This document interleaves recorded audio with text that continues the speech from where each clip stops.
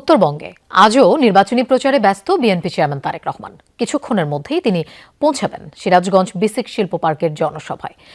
প্রথমে সিরাজগঞ্জ এবং পরে টাঙ্গাইলে নির্বাচনী জনসভায় যোগ দেবেন বিএনপি চেয়ারম্যান। বর্তমানে বগুড়ার শেরপুর উপজেলার একটি পথসভায় বক্তব্য রাখছেন তিনি।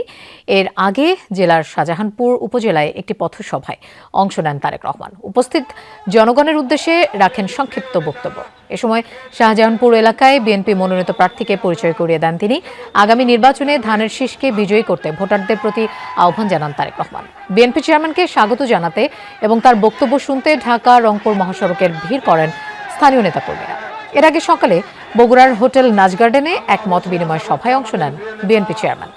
এ সময় বগুড়া ৬ সদর নির্বাচনী এলাকার বিএনপি এবং অঙ্গ সংগঠনের নেতৃবৃন্দের সাথে মত বিনিময় করেন চেয়ারম্যান তারেক রহমান।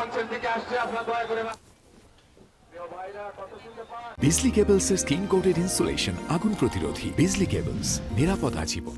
দর্শক, সিরাজগঞ্জের সমাবেশ স্থলে আছেন আমাদের সহকর্মী সাইফুদ্দিন রবিন। আমরা তার কাছে যাচ্ছি। রবিন, তারেক রহমান কখন যোগ দেবেন জনসভায়, পরবর্তী কর্মসূচি সম্পর্কে একটু জানতে চাই। ইতিমধ্যেই বগুড়া থেকে রওনা হয়েছে, কিন্তু বগুড়ার পথে পথে সেই সাধারণ মানুষের ব্যাপক ভিড়, সেই ভিড় ঠেলেই বিএনপি চেয়ারম্যান তারেক রহমানকে এগিয়ে আসতে হচ্ছে এই সিরাজগঞ্জের বিসিক শিল্প পার্কের সমাবেশে, যেখানে পুরোপুরি বলা চলে এত খরতাপ, সেই খরতাপের মধ্যেই নেতাকর্মীরা আসতে শুরু করেছেন যমুনা পাড়ের এই সমাবেশে। এবং অন্যদিকে মঞ্চ প্রস্তুত বিএনপি চেয়ারম্যান তারেক রহমানকে স্বাগত জানাতে, যিনি দীর্ঘ 2 দশক পর আসছেন এই সমাবেশে। আমি একটু কথা বলবো ছাত্রদলের সাবেক সাধারণ সম্পাদক আমিরুল ইসলাম খান আলীম, যিনি একজন সংসদ সদস্য প্রার্থীও। আপনি যদি একটু বলতেন যে তারেক রহমান আজকে এই অঞ্চলে আসছে, কি বার্তা দিবেন তিনি আসলে স্থানীয়দেরকে? আমি মনে করি আজকের বার্তা হচ্ছে প্রত্যেকটি নেতা কর্মী ঐক্যবদ্ধ হয়ে ধানের শীষের বিজয় রচনা করতে সবাই যেন আন্তরিকতা নিয়ে একসাথে কাজ করে, এই বার্তাটাই আমরা এখন প্রত্যাশা করি। নেতা কর্মীরা কতটা উজ্জীবিত হবে নির্বাচনকে সামনে রেখে?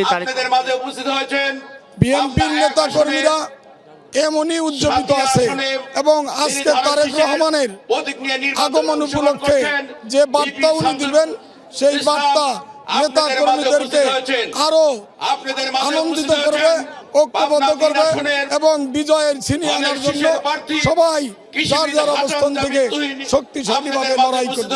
কথা বলছেন আমিরুল ইসলাম খান আলীম, যিনি ছাত্রদলের সাবেক কেন্দ্রীয় নেতা এবং সেই সঙ্গে এখানকার অর্থাৎ এই সিরাজগঞ্জের 6টি সংসদীয় আসনে একটি থেকে প্রতিদ্বন্দ্বিতা করছেন। বিএনপি চেয়ারম্যান তারেক রহমানের কাছে এই অঞ্চলের মানুষ অনেক ধরনের প্রত্যাশা নিয়ে অপেক্ষায় আছেন। এই অর্থে স্বাভাবিকভাবে এই উত্তরবঙ্গের প্রবেশদ্বার খ্যাত এই সিরাজগঞ্জে নানান ধরনের সমস্যা রয়েছে, সংকট রয়েছে।